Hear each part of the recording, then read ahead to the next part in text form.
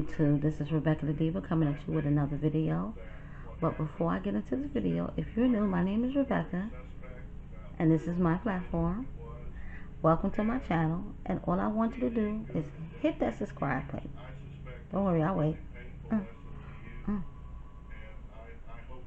When you hit that subscribe button, hit the like button, hit the notification bell, hit the share button, okay? Because that's one thing. Sharing is caring. There's no secrets here on this channel. And I feel when you share a video, it gives other people knowledge, you know, because you never can tell who may be going through something, who may need to see a video, who may need some information. Leave a comment down in the comment section for your girl, good or bad. I respond to them all. Please, please, please. Just know that if you're going to be negative, I'm going to be negative back. Okay, girl? That's just how I am. I don't sugarcoat shit. But let's get into this video. Whew. The title of this video is called Wow. Okay? Because that's how my life feels right now. Like, wow. I'm like, really? About almost a week and a half, 2 weeks ago, I posted a video about my boyfriend left me because of my adult daughter. I did take that video down on the fact of it is that I kind of was like, can't, because my boyfriend, he watches my channel, but he doesn't watch my channel. That's one thing I do know. Like, he doesn't watch my channel like that. Like, sometimes, because I do the reaction videos and all of that, and he's a man, so I guess he probably figures that's gossiping or whatever, so he doesn't really watch my channel unless I put out a really important, resourceful video or something. But, I was joking around. I was like, yeah, I did a whole video about it. Whoop-de-whoop-de-whoop. He was like, you did? And he looked crazy at me. So I took that shit down. Because I know if he saw that video, it would be all bad all over again. So I did take that. I deleted the video. I shouldn't have. Because once again, I was thinking about somebody else's feelings and not my own feelings. So this video will not be deleted. It will remain up. Period. Backstory. I'm 49 years old, for those of you who do not know me. I live in Florida. I'm originally from New York City, born and raised. So y'all got an attitude already. I have 4 children, ages 23, 21, 15, and 12. 3 girls, 1 boy. My boy is the 15-year-old. Last year, my oldest child, who's 23 now, was in a situation she needed a place to stay for a little while. Needless to say, that little while turned into November to now, okay?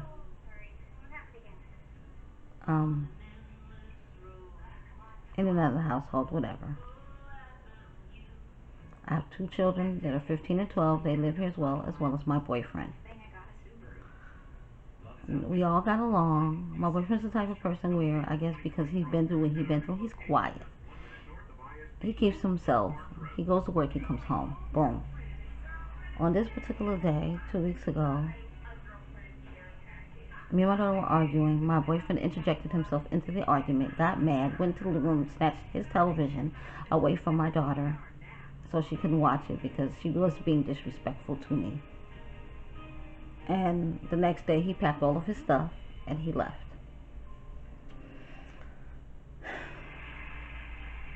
Days and days went by. He got more mad, more frustrated. Me and him texting backwards and forwards. Nothing's being solved. He left on the Saturday. That Thursday I saw him because he had needed to come pick up some medication from the pharmacy near me, and it was not ready. Then he went to the store because he had wanted some crab legs or something to take back to where he was staying at. He did that. He dropped me off home, so we didn't really discuss anything because I was just numb to the fact that, damn, I'm actually seeing him now, and it's not even a whole week, you know, to the situation. So then that Friday he was supposed to come back. He didn't. He came back that Saturday. That Saturday he came. No, he did. He came back the next day because the medication was sent to a pharmacy where he used to live at, which didn't make any sense to me because you're in that area. You have a car, you're driving. You could have went and picked up your medication, but I took that as you needed an excuse to come back to see me. Boom. So the Friday he came back, he picked up his meds, he got himself something to eat. He took me to the grocery store because I needed some groceries, and he dropped me off home. You know, and I'm sitting in the car and I'm trying to talk to him and I'm talking to him blue in the face, basically trying to save my relationship because I love this man, but I don't want my relationship fucked off because of my daughter. Period, point blank. Boom. I wasn't getting nowhere, so he also had needed some mail, so he took my groceries upstairs. I gave him his mail, he left. This was that last week Friday. Not just past, but the week before then. Saturday came and we basically beefing back and forth during text. So that Sunday morning came and I texted him good morning and I got no response. I was like, okay, hold up. Let me nip this shit in the motherfucking butt right motherfucking now. Because what you're not gonna do, my nigga, is what you're not gonna do is continuously to be rude and nasty to me. You know, because at the end of the day, I never did nothing to your ass, okay? So I says, number one, I'm not finna chase you like I did back in 2018. That's what I'm not gonna do. Either you gonna be there for me or you not gonna be there for me. We gonna work this out or we not gonna work this out. Click, boom. That's all I fucking say. Niggas started texting and acting right then, not a problem. Alright. You know, I said I was getting somewhere. So from that evening on, last week Sunday, he was texting right, then he came over that evening. I want to say it was about 8, almost 9 o'clock. He came over. And he was quiet. He didn't really say much, you know. He rolled up his little smoke and he smoked. I don't smoke, just like putting that out there, but that's what he does, and I don't, you know, look down on anybody who does. Pulled off his clothes, got in bed. So I was like, okay, it's that easy, you know. And what's one thing about me and him? We're going to call him Matthew. So one thing about me and Matthew is, like, prior to us living together, is like whenever we went through something, or whenever we was beefing with one another,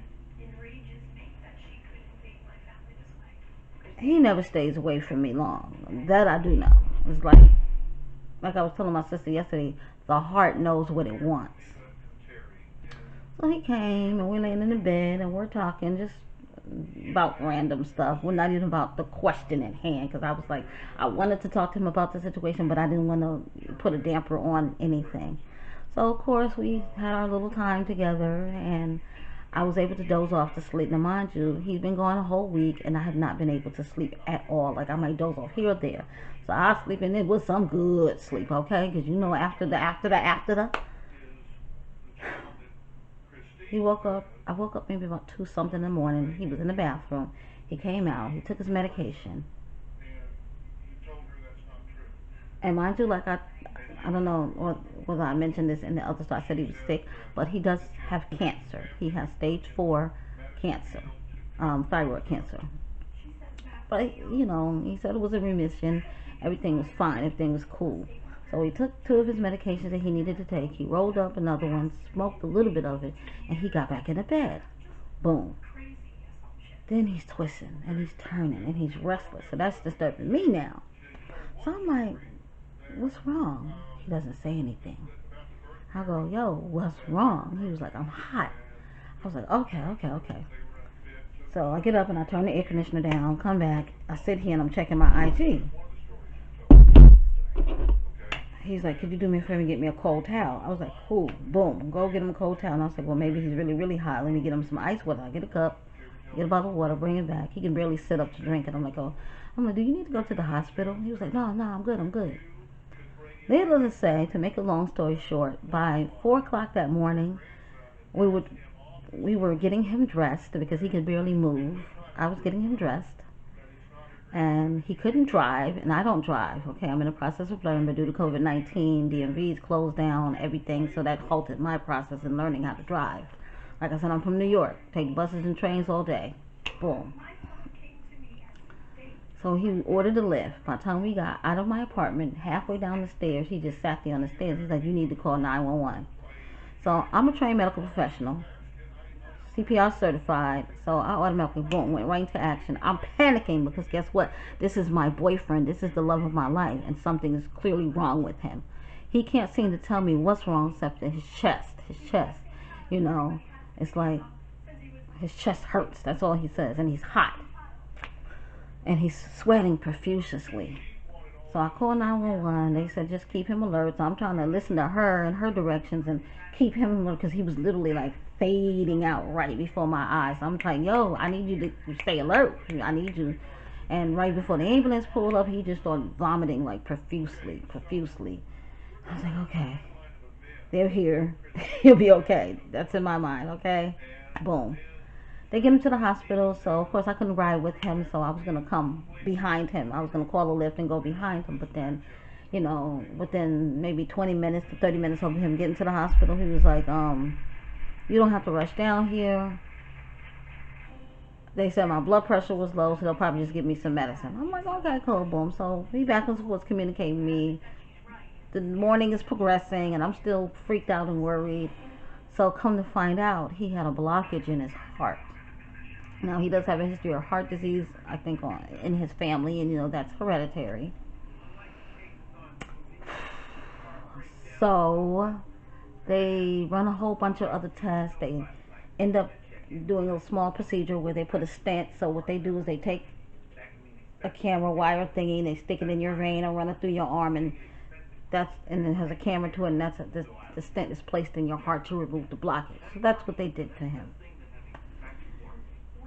He was in the hospital for 2 days. He got there Monday. He got released on Wednesday afternoon. So by the time Wednesday came, he was in depression mode, you know. And I was like, well, what's wrong? He said, I'm just depressed. And I said, why? He said, oh, because of the cancer.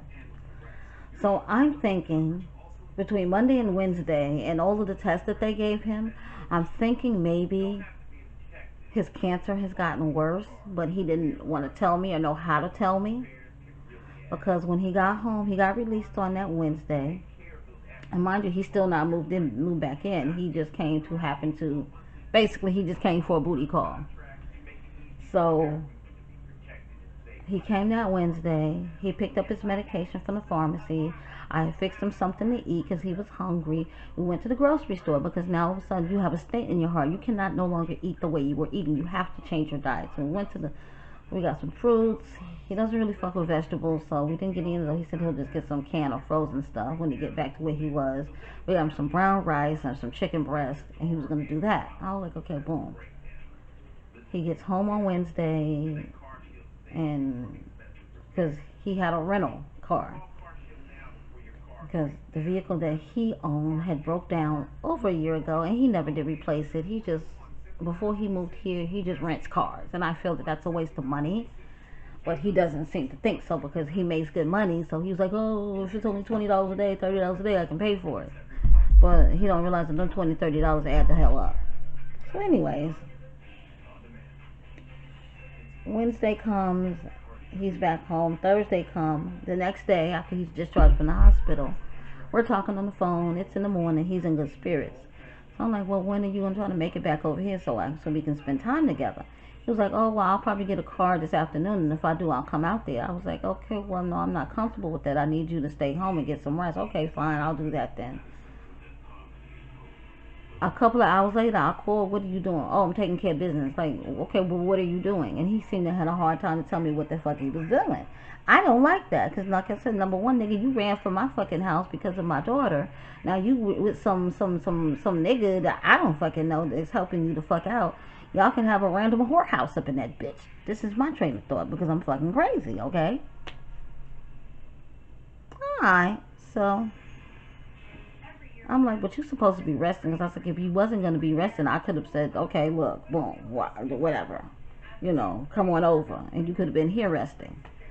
So needless to say, I was mad and upset, and I didn't really get a hold of him the way I wanted to till like after 5 o'clock that Thursday that just passed. And he was like, yo, I was just busy, I had something to do, I'm free now. So we let the evening be the evening, you know, it was all good, texting, calling, whatever. That Friday came, and he was supposed to come to my house. Because he told me on Thursday, I'll get a car tomorrow, I will spend the whole weekend there. I was like, okay, fine, now I'll come tomorrow, which was that Friday that just passed. So Friday came, and he had texted me that morning. He was like, yo, the rental car is going to cost too much for me to get it today because it is Friday. I'll get it tomorrow. I can get it for 3 days for like $70, and I can stay till Monday morning when it's time for me to go to the doctor. I was like, okay, fine. I was cool with that. I was cool, okay? So that Friday, he went to go find the laundromat because guess what? You left your happy home where you had a washer and dryer to get your clothes done and cleaned by your wifey. But you left your happy home. So you had to go take a lift, gather up all his clothes, take a lift, find the laundry, wash his clothes, dry his clothes, fold his clothes, and then take a lift back home. And when he got back, he said, that was hard. He said, that took a lot out of me. I'm going to take a nap. Boom, fine. So a few hours passed by. I text him. We're texting backwards and forwards. The person that he stayed with was an African guy. So the African guy fixed a big old African meal for him. Baked fish and all of that. He was like, that was so good. Boom. Knocked out, I guess, for the night. Didn't hear back from him. The next morning, which was Sunday morning, which was Saturday, I text him good morning, no response. I says, yo, what's up? And he goes, no. And I was like, damn. So I called him. I said, what's going on? I called. He didn't respond. So he texted me back. He says, not right now. I'm fighting with the car rental people. And I was like, oh my God. I said, well, when do you think you'll get the matter cleared? Or when can you come over? I can't. So I'm like, what the fuck? I said, see, that's that bull. I said, wow, that I texted him, that's that bullshit right there. I'm like, see, I knew all of this was gonna start happening the moment you left my house. Now I'm the motherfucker sitting here, gotta beg and plead for you to come see me. And then on top of that, you're sick, so you need to be taken care of the correct way. From that point on, it went all downhill. He stopped communicating with me. He was just angry, mad. So I let them be. I was like, you know, whatever. I text here and there, but it was like every time I text you, you're being fucking negative and in your fucking feelings. I don't have time for that. I got 2 kids I still got to raise. I got my business I'm trying to run. I got my YouTube career I'm trying to do. So I'm like, yo, yeah, I'll give you your 50 feet. The next morning come, I text him, good morning. The text message that I received back from him, and I'm going to read you guys this text message word for fucking word.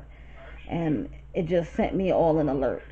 And it was crazy that someone could even open up their mouth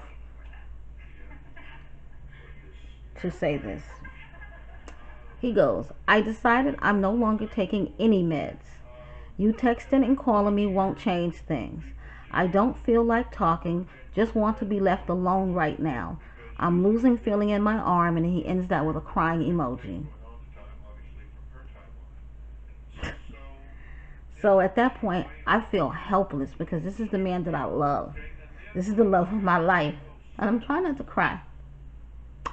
But it's like, what's going on? Why would you do that? Why would you say that? Why would you take yourself literally out of someone's life like that? And y'all been through so much together. Y'all beating the odds against shit together. Why would you do that? You know, and like I said, never in a million years can I put myself in his situation. The only health issue that I know that I have is I have really bad arthritis in my left hip. I do need to get a hip replacement. I can barely walk unassisted. I have to use a cane to walk, which is fine with me. I've come to grips with that. It assists me. I have medications that I have to take on the daily, you know, to help with my pain. So that's as far as it goes. I don't have a death sentence. And then on top of it, I guess the whole heart scare, and then they dumped a whole bunch of other medications that he has to take. So yeah, it's scary. And it's like he makes this a habit of every single time he's going through something traumatic with his health, he backs away and shuts down away from me. And I guess because I'm the only person that's there for him to dump on. Like, all of his family lives in another state. His parents are deceased. His son lives here in Florida, but his son and his wife is getting ready to move, I think, to Georgia somewhere. So it is what it is, you know. And at this point, I literally spent all day texting and calling because I was like, okay, you telling me your arm is going numb. I don't even know where the fuck you at. I don't have this dude's number where you staying at. I don't have shit. So it's like, I'm feeling like, yo, I don't want him to be laying there in the bed. You know, me, once again, thinking about somebody else's feelings. and you sick and dying. Because you literally almost died in front of my fucking face the other day. So I'm texting and calling. So the moral of the story is, when I called you from a different number, you answered the fucking phone. And I'm screaming on you. I'm like, yo, what the fuck? He's like, what did I do to you to deserve all of this treatment? Because I don't like being ghosted by a nigga. You're supposed to be my boyfriend. Why are you ghosting me? Like, why? What is the reason? So, like I said, I'm from New York. I popped the fuck off. Well, the story is the bitch nigga changed his number on me. So, at this point, which then he later sent an email telling me to leave him alone. So, at this point, nigga, you're left. If you want to die alone, I'm done. Die by yourself. That's how I feel. May sound fucked up. My sister told me, yo, Diva, that's fucked up. I don't care. Because I've given you my all, and I've been through shit with this nigga. It's not like he's this perfect guy. You know, he's a good man. He's a good provider. But you got a lot of motherfucking issues and problems. You're toxic, my nigga. It's like you tell me stories of how when you first got sick and the females that you were dealing with left you. Okay, I kind of see why these females left you. It's because of your nasty ass attitude. You got dealt a bad card in life, and that was everybody else's fault. Oh well, that's what it is. God puts things on us to test us and see how strong can we be.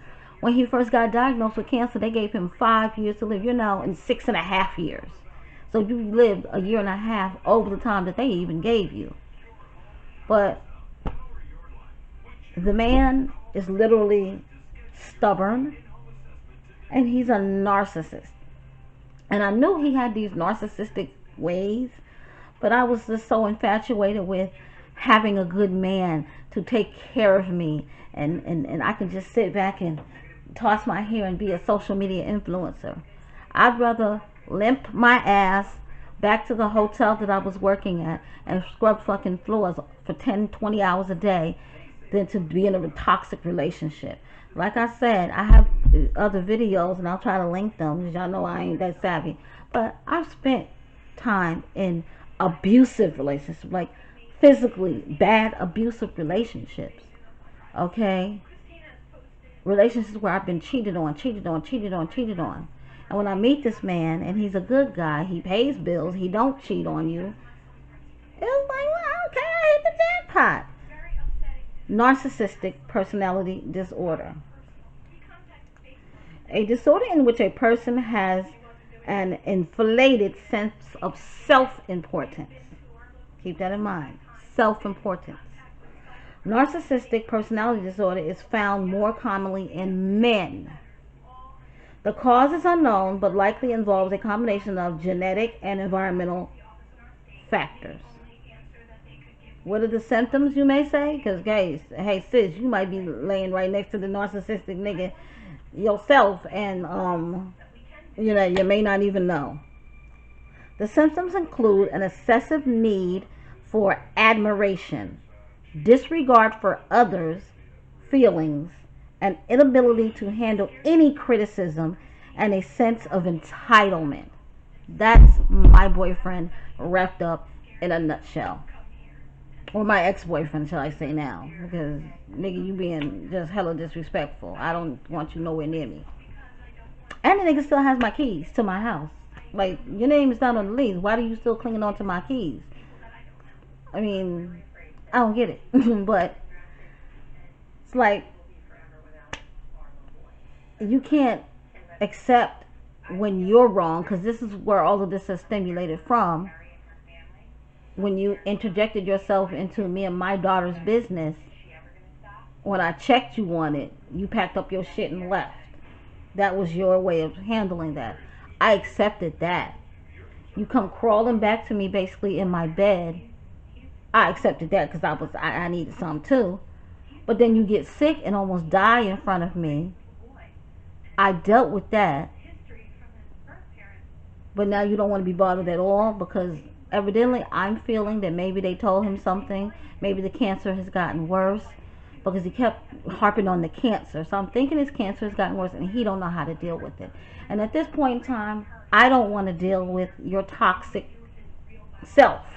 You need to go get some therapy or do whatever it is that you need to do to fix yourself before you can even consider being in a relationship with anybody, because you're going to keep running off girlfriends. Would I consider being back with him again? Only if he was willing to go get therapy, and deep intensive therapy. Only if that, because what you're doing to me, what you've done to me in the past, is unforgivable at this point. I can't deal with it. It's too much. And like I said, I got my own stuff, my own garbage, my own trash. That's my personal stuff that I'm trying to cross bridges and get over. And you're, at the end of the day, you're just my boyfriend. You're not my husband. You don't want to make that commitment.